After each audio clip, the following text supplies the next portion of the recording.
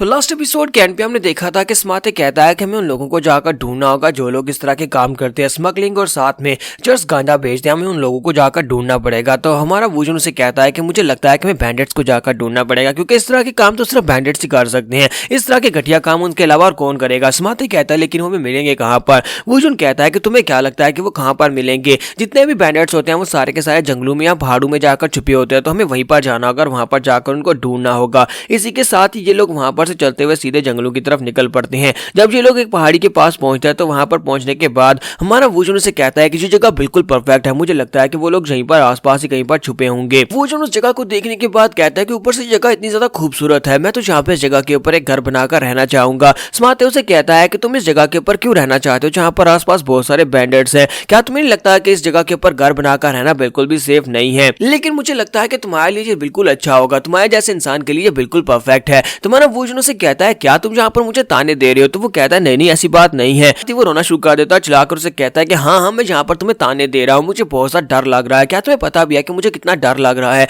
मेरे ऊपर ऐसे क्राइम्स डाल दिए गए हैं जिन क्राइम्स को मैंने कभी किया भी नहीं है। मुझे यहाँ पर कहा जा रहा है कि मैं इंसानों की स्मगलिंग करता हूँ और साथ ही चर्स गांजा बेचने का मेरे ऊपर इल्जाम लगाया जा रहा है। क्या तुम्हें पता भी है अगर ये इल्जाम मैं अपने ऊपर से नहीं हटा पाया तो फिर मुझे सजाए मौत दी जा सकती है, या फिर मुझे सारी उम्र के लिए जेल में डाल दिया जाएगा। ये सब कुछ तुम्हारी वजह से हो रहा है, क्योंकि तुम वहां पर उनके सामने एक बात नहीं कह पाए कि ऐसा नहीं कर सकता। तुमने कहा कि अगर मैंने ऐसे किया है तो मुझे जेल में जाना चाहिए, और ऊपर से तुम ये सब कुछ क्या कर रहे हो? तुम सिर्फ और सिर्फ उस नए लड़के मुजिन को यहाँ पर सिखा रहे हो और साथ ही सोमी को सिखा रहे हो, उन दोनों को मार्शल आर्ट सिखा रहे हो, लेकिन मुझे क्या सिखा रहे हो? मुझे कुछ भी नहीं सिखा रहे। तो वो वहां पर चिल्ला चिल्लाकर उसके सामने गिले कर रहा था कि मुझे सारा दिन घर का काम करना पड़ता है, मैं तुम्हारे लिए बर्तन धोता हूँ, तुम्हारे लिए खाना बनाता हूँ, अच्छे अच्छे खाने कौन बना कर देता है, तुम्हारे कपड़े कौन धोता है, तुम्हारे बर्तन कौन धोता है, और साथ ही घर की सफाई कौन करता है, लेकिन फिर भी तुम सोमी और मुजिन दोनों को वहां पर मार्शल आर्ट्स और तलवारबाजी की टेक्निक सिखाते हो, जबकि मुझे कुछ भी नहीं सिखाते। तुम्हारा वुजन उसकी बातें सुनने के बाद अंदर से खुश हो रहा था और कहता है जरा देखो तो सही, ये लड़का यहाँ पर दूसरे से जेलस हो रहा है, इसका मतलब यह है कि सभी यहाँ पर कुछ सिखाना पड़ेगा। तुम्हारा वुजन उससे कहता है कि अच्छा ठीक है, मैं यहाँ पर इस बात को अच्छी तरह से समझता हूँ कि तुमने मेरे लिए बहुत ज्यादा काम किया है, तुम घर का बहुत ही अच्छे से ध्यान रखते हो, तो बताओ कि तुम्हें मुझसे क्या चाहिए। तो जब हमारा वुजन उससे पूछता है कि बताओ मुझसे क्या चाहिए, तो इसी के साथ ही वो कहता है जैसे तुम यहाँ पर मुचिन को मार्शल आर्ट्स की टेक्निक सिखाते हो, जैसे तुमने उसे यहाँ पर ब्लेड्स को वेल्ड करना सिखाया, बिल्कुल वैसे मुझे भी सिखाओ, मैं भी स्ट्रॉन्ग बनना चाहता हूँ। तो वुजन कहता है क्या वाकई में तुम स्ट्रॉन्ग बनना चाहते हो? इसी के साथ ही वहां पर उनके ऊपर एरो से अटैक होता है। जब उनके ऊपर एरो से अटैक होता है तो स्मार्टे कहता है कि ये क्या किसने अटैक कर दिया। तो इसी के साथ ही मेरा वुजन उसे कॉलर से पकड़ता है और उसे खींचकर साइड के ऊपर करता है और कहता है कि बच्चों यहाँ पर एरोस गिर रहे हैं, यानी कि हमारे ऊपर अटैक हुआ है। तो दो तीर उड़ते हुए सीधे उसकी टांगों के बीच में जाकर लगते हैं। तो स्मार्टे बहुत ज्यादा चिल्लाना शुरू कर देता है, जबकि वो देख रहा होता है कि यार हो क्या रहा है, जहाँ पर इतने सारे एरोस कहाँ से आए होंगे। बैंडिट्स वहां पर पहुंच जाते हैं। बैंडिट्स कहते हैं देखो तो जरा यहाँ पर क्या हो रहा है, कौन यहाँ पर आया है। तो बैंडिट बॉस उन लोगों से कहता है कि तुम सभी लोगों को यहाँ पर एरोस के साथ मर जाना चाहिए था, लगता है कि अब हमें अपने खातों को गंदा करना पड़ेगा। स्मार्टे कहता है कौन हो तुम? वो साइड के ऊपर देखता है तो वहां पर बहुत सारे बैंडिट्स होते हैं, उन्हें चारों तरफ से घेर लिया गया होता है। तो वो कहता है ये तो बैंडिट्स हैं, ये तो बैंडिट्स है, अब हम लोग यहाँ पर क्या करेंगे, बैंडिट्स तो यहाँ पर आ गए हैं। फिर साथ ही वो कहता है लेकिन मुझे यहाँ पर डरने की क्या जरूरत है, जबकि मास्टर मेरे साथ है, मास्टर इन सभी बैंडिट्स को एक ही झटके में मार डालेंगे। जब वो साइड के ऊपर देखता है अपने मास्टर की तरफ तो उसका मास्टर ग्राउंड के ऊपर लेटा होता है। उसने दो एरोस को उठाकर जानबूझकर अपने कपड़ों के अंदर दंसाकर वहां पर नाटक कर रहा था जैसे उसे एरोस लगे और वो मर गया है। स्मार्टे उसकी तरफ देखता और कहता है कि माय लॉर्ड आप ये क्या कर रहे हैं? तो वो उसे कहता है क्या तुम देख नहीं रहे, मुझे एरोस लगे, मैं बहुत ही बुरी तरह से जख्मी और मैं यहाँ पर मरने वाला हूँ। स्मार्टे कहता है कि अपना ड्रामा करना बंद करो, मुझे अच्छी तरह से पता है कि एरोस अगर सीरियसली तुम्हें एरोस लगे भी होते तभी तुम मरने वाले नहीं थे। वुजन उसे कहता है मुझे तुम्हारी समझ नहीं आ रही, मुझे यहाँ पर एरोस लगे हैं और मुझे नहीं लगता कि अब मैं यहाँ पर उठ पाऊंगा और इन सभी को हरा पाऊंगा। अब ये सब कुछ तुम्हें करना होगा, मेरी जान बचा लो प्लीज, मुझे बचा लो। स्मार्टे कहता है कि अब अचानक से क्या हो गया है, मुझे अच्छी तरह से पता है कि यहाँ पर एरोस के साथ से कुछ भी नहीं होने वाला, फिर यहाँ पर इस तरह का बिहेव क्यों कर रहा है? कहीं ऐसा तो नहीं है कि यहाँ पर चाहता है कि मैं स्ट्रॉन्ग बनूं, यहाँ पर सभी से फाइट करूं? तो मेरा वुजन उसे कहता है कि तुम्हें तो यहाँ पर कहा था ना कि तुम स्ट्रॉन्गर बनना चाहते हो, तो फिर चलो जल्दी से शुरू हो जाओ। बात सुनने के बाद स्मार्टे काफी हैरान होता है। फिर साथ ही सामने से एक बैंडिट तलवार लेकर आगे बढ़ता है। स्मार्टे सोच रहा था मुझे लगता है कि ये चाहता है कि मैं यहाँ पर प्रैक्टिस करूं, मैं यहाँ पर लाइव प्रैक्टिस करूं इन बैंडिट्स के साथ, तो फिर मुझे भी यहाँ पर प्रैक्टिस करनी चाहिए,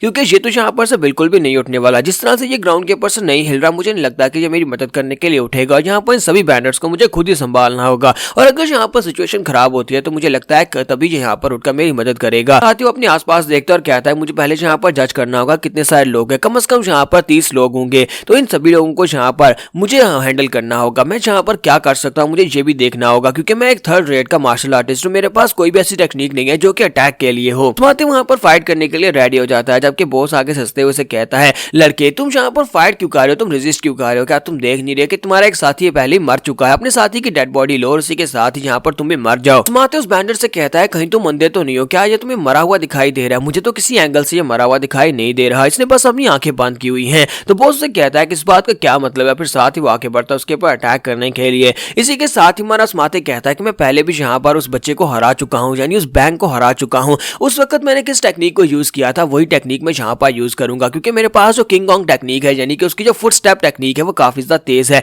मैं उसी टेक्निक को अपने लिए यहाँ पर यूज करूंगा और हथियार बनाकर इन सभी से फाइट करूंगा। सभी लोग तो बस कुछ मेयर बैंडेट्स हैं, इन सभी से भागना मेरे लिए बहुत ज्यादा आसान है। फिर साथ ही वो कहता है, लेकिन मैं भागूंगा क्यों। और इसी के साथ हमारा स्मार्ट जो होता है वो बड़ी तेजी के साथ अपनी फुट टेक्निक को यूज करते हुए उसके अटैक को अवॉइड करता है, क्योंकि सामने से उसके ऊपर एक स्लैश लगती है। जब वो बैंडेट उसके ऊपर स्लैश लगाता है तो वो नीचे से गायब हो जाता है। उसे देखकर वो काफी हैरान होता है और कहता है कि वो लड़का कहाँ पर चला गया। तुम्हारा स्मार्ट ऊपर की तरफ जंप कर जाता है और उस बैंडेट से कहता है कि तुम्हारी जो तलवार का अटैक तो मेरे मास्टर की फिंगर फ्लिक से भी ज्यादा स्लोअर है। और इसी के साथ ही वो उसके पीछे वाली साइड पर निकलता है और साथ ही उसको पीछे से एक पंच मारता है। हालांकि उसके पंच में बिल्कुल पावर नहीं होती, क्योंकि स्मार्ट एक मार्शल आर्टिस्ट तो नहीं है, इसी वजह से उसके पंच में ज्यादा पावर नहीं होती, उसे सिर्फ एक झटका ही लगता है। स्मार्ट कहता है कि मैंने कर लिया, मैंने कहा लिया, मैंने पहला पंच मार लिया, हालांकि मेरे पंच में ज्यादा पावर नहीं है, लेकिन मुझे लगता है कि इसी तरह मैं इन सभी को हरा सकता हूँ। इसी के साथ फिर से उसके ऊपर 2 एरोस के साथ अटैक होता है। स्मार्ट फिर से फुट टेक्निक को यूज करते ऊपर की तरफ जंप करता है। वो ऊपर की तरफ जंप करता है तो वो लोग देख रहे होते हैं क्या वो कहां पर चला गया। तो फिर ऊपर जंप करने के बाद स्मार्ट नीचे की तरफ आता है, ऊपर से नीचे भी, जैसे वो ऊपर फ्री फायर में बंदा ऊपर से नीचे की तरफ गिरता है, बिल्कुल वैसे ही